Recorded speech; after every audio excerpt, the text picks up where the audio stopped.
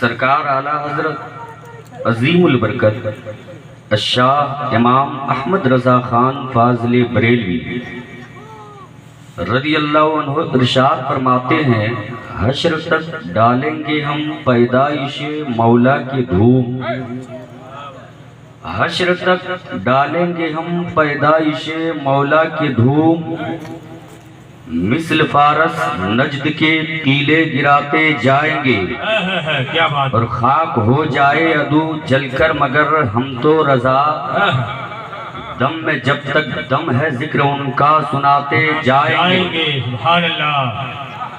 اور نثار تیری چہل پہل پہ ہزاروں عیدیں ربیع الاول، سوائے ابلیس کے اس جہاں میں سبھی تو خوشیاں منا رہے ہیں، سبحان اللہ سبحان اللہ۔ سوائے ابلیس کے اس جہاں میں سبھی تو خوشیاں منا رہے ہیں۔ یہ دیکھیے مولانا اشرف صاحب قبلہ جو آپ کے محلے میں رہ کر دین و سنیت کا کام کرتے ہیں، بڑی اچھی تقریر ان کی ہوئی اور بڑی محنت ان کی رہی ہے۔ بس جلسے کے بعد ہم لوگوں کے ساتھ اچھا معاملہ کر دیں تاکہ اپنا بھی کام بن جائے۔ اہل اسٹیج سے خصوصی توجہ کا طالب، بے شک جتنے لوگ بیٹھے ہیں انشاءاللہ العزیز آج کوئی خالی ہاتھ واپس لوٹ کر نہیں جائیں گے، اس لیے کہ وہ کوئی چودھری کا در ہوگا، وہ کوئی پنچایت کا مکھیا کا در ہوگا، وہ کوئی ودھائک کی حویلی ہوگی جہاں سے منگتا کبھی واپس آیا کرتا ہوگا۔ یہ رسول اللہ کی مجلس ہے، کیا بات۔ یہاں جب کوئی سائل آتا ہے نا، خالی ہاتھ نہ کل واپس پلٹ کر گیا تھا، نہ قیامت تک کبھی سائل جائے گا۔ کیا بات ہے، سبحان اللہ سبحان اللہ۔ اس لیے کہ میرے آقا تو وہ ہیں جو مانگنے کے سوا عطا کرتے ہیں، بے شک بس ارادہ ہونا چاہیے۔ اس نیت کے ساتھ بیٹھیے کہ ہم تو گناہگار ہیں، ہم تو خطاکار ہیں، ہم تو سیاہ کار ہیں، مولا تیرے محبوب کی مجلس میں حاضری ہوئی ہے، مولا تو اسے قبول کر لے۔ یا رسول اللہ آپ میری اس ادا کو قبول فرما لیجئے۔ بے شک خدا کی قسم اللہ نے اگر اس ادا کو قبول کر لی، مصطفیٰ نے اسے پسند فرما لی، تو بروز قیامت مارا مارا پھرنے کی نوبت نہیں آئے گی۔ کیا بات ہے۔ نبی اپنے چادر تطہیر میں چھپا لیں گے، مصطفیٰ اپنے دامن کرم میں چھپا لیں گے، اور جسے نبی اپنی چادر تطہیر میں چھپا لے، جسے نبی اپنے دامن کرم میں چھپا لے، چھپنے والا گنہگار کیوں نہ ہو، سیاہ کار کیوں نہ ہو، بدکار کیوں نہ ہو، گناہوں میں ڈوبا ہوا کیوں نہ ہو، جسے نبی کی چادر تطہیر میں چھپنے کی جگہ مل جائے، اسے کوئی نکالنے والا نہ ہوگا، جس کے جانب دیکھ کر بریلی والے بول پڑے، ڈھونڈا ہی کرے صدر قیامت کے سپاہی، یا رسول اللہ علیہ السلام، وہ کس کو ملے تو تیرے دامن میں چھپا۔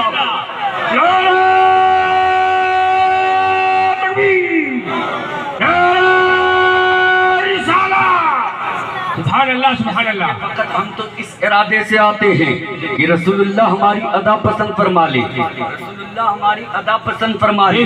آج لوگ کہتے ہیں جلسوں میں نبی کا نام، جلوس میں نبی کا نام، ہر وقت نبی کا نام کیوں لیتے ہیں، ہر وقت یا رسول اللہ کی صدا بلند کیوں کرتے ہیں؟ یہ سنیوں کو ہو کیا گیا ہے، مجلسوں کا انعقاد کرتے نبی کا نام، جلوس نکالتے نبی کا نام، ہر وقت یہ نبی کا نام کیوں لیتے؟ عقل والے ہو آپ، اللہ نے عقل دی ہے، دماغ دیا ہے، آپ سوچ سکتے ہو، آپ سمجھ سکتے ہو، آپ کے محلے میں کوئی انسان آوے، عام آدمی آوے، اس کا استقبال کوئی کرے نہ کرے، کوئی اسے پہچانے نہ پہچانے، کوئی اسے جانے نہ جانے، اگر کوئی منتری آ جاوے لوگ ٹوٹ پڑتے ہیں، منتری کے استقبال کے لیے آتے ہیں، لوگ اس کی تعریف کرتے ہیں، لوگ اس کے قصیدے پڑھتے ہیں، پوچھا جاتا ہے کہ عام آدمی آتا جاتا رہتا، اس کی تعریف کیوں نہیں کرتے، اس کی بات کیوں نہیں کرتے، منتری کی بات کیوں کرتے ہو، سنتری کی بات کیوں کرتے ہو؟ تو جواب دیتا ہے یہ منتری ہے، یہ اسٹیٹ کا منتری ہے، پاورفل ہے، یہ عظیم انسان ہے، یہ طاقتور ہے۔ تو معلوم ہوا، پتا چلا جو جتنا بڑا ہوتا ہے اس کا اتنا تذکرہ کیا جاتا ہے، اس کا اتنا نام لیا جاتا ہے۔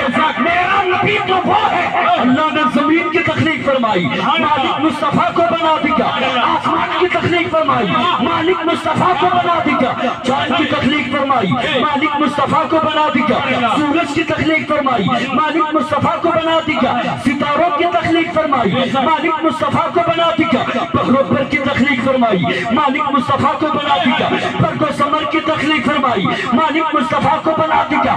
رب ذوالجلال نے کائنات کی تخلیق فرمائی، مالک مصطفیٰ کو بنا دیا، یہاں تک کہ جنت کی تخلیق فرمائی، مالک مصطفیٰ کو بنا دیا۔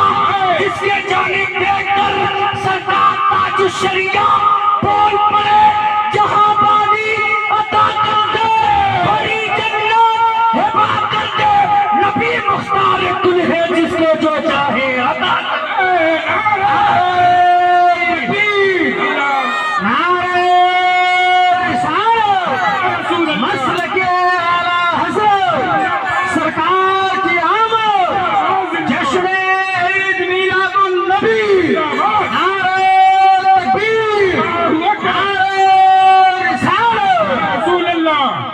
جشن عید میلاد النبی،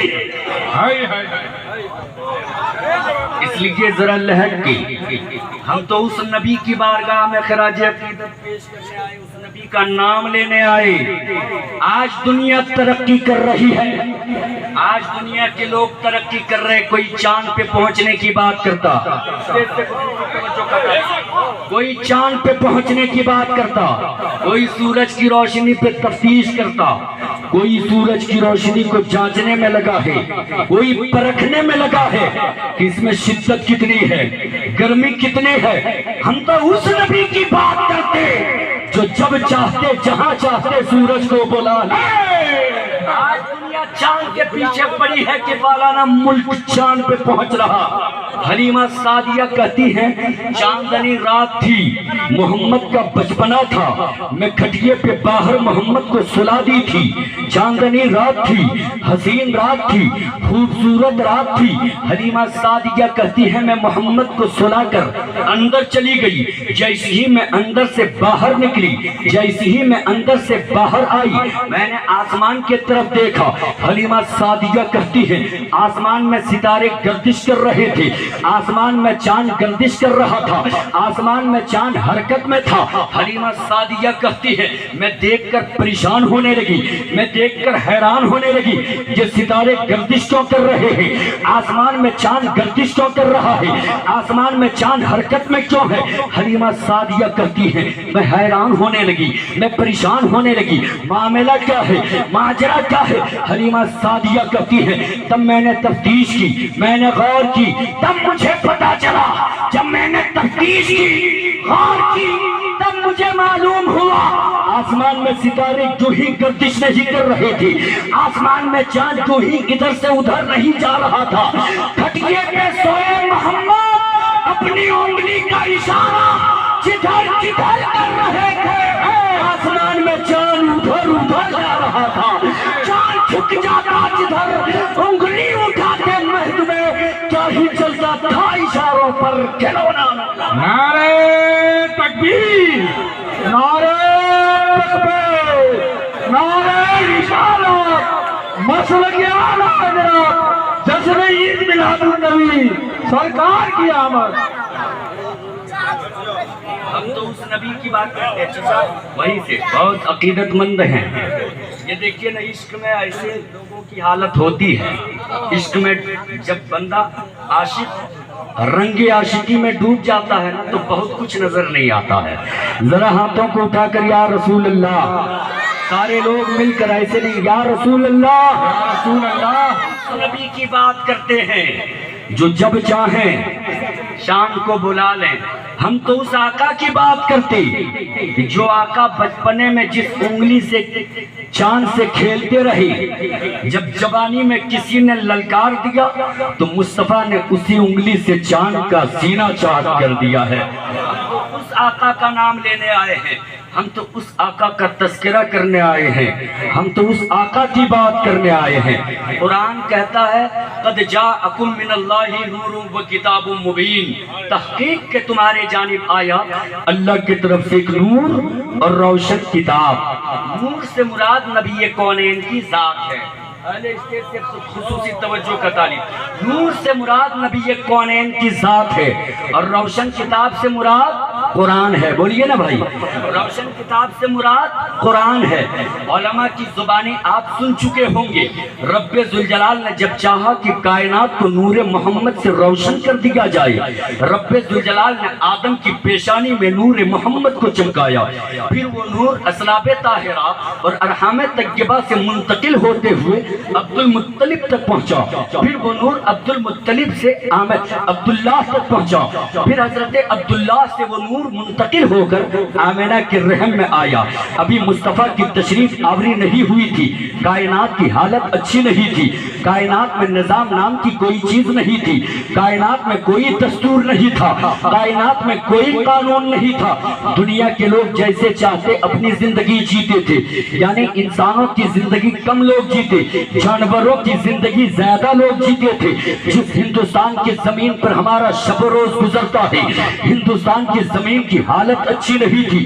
اسی ہندوستان کے زمین پر کوئی گھنا درخت دیکھتا اسے اپنا معبود مان لیتا، کوئی زمین کی وسعت دیکھتا اسے اپنا معبود مان لیتا، کوئی آسمان کی بلندی دیکھتا اسے اپنا معبود مان لیتا، کوئی گھنا درخت دیکھتا اسے اپنا معبود مان لیتا، کوئی سمندر کی طغیانی دیکھتا اسے اپنا معبود مان لیتا، کوئی ندیوں کی سیلانی دیکھتا اسے اپنا معبود مان لیتا۔ الغرض ہندوستان کے زمین پر کروڑوں معبودان باطلہ کی پرستش کی جا رہی تھی، کروڑوں خداؤں کو مانا جا رہا تھا، کروڑوں معبودان باطلہ کی پوجا کی جا رہی تھی۔ چائنا کی بھی کچھ ایسی ہی حالت تھی۔ یورپ اگرچہ ایک بڑی سلطنت تھی لیکن یورپ کے لوگ تسلیث اختیار کر چکے تھے، تین خدا کو ماننے پر امادہ ہو چکے تھے۔ ایک حضرت عیسیٰ کو خدا مانتے، دوسرا مریم کو خدا مانتے، تیسرا اس کے جس کے طرف کہتے عیسیٰ جن کے جانب کہتے ہیں، اشارہ کرتے ہیں، جنہیں خدا ماننے کا حکم دیتے ہیں، یعنی تیسرا خدا اسے مانتے تھے۔ یورپ کے لوگ تسلیث اختیار کر چکے تھے، تین خداؤں کو ماننے پر امادہ ہو چکے تھے، تین خدا مانتے تھے۔ کلیسا جتنے بھی تھے جرائم کے مرکز بن چکے تھے۔ ایران اگرچہ بڑی سلطنت تھی لیکن ایران کی زمین کی بھی حالت اچھی نہیں تھی۔ وہاں کے لوگ آگ کی پوجا کرتے تھے، آگ کو اپنا معبود مانتے تھے، آگ کو اپنا خدا مانتے تھے۔ عرب جہاں پہ کعبۃ اللہ ہے، جس کعبے کے حوالے سے نبی کے مکرم ارشاد فرماتے ہیں انسان گناہگار تو نہ ہو، انسان خطا کار تو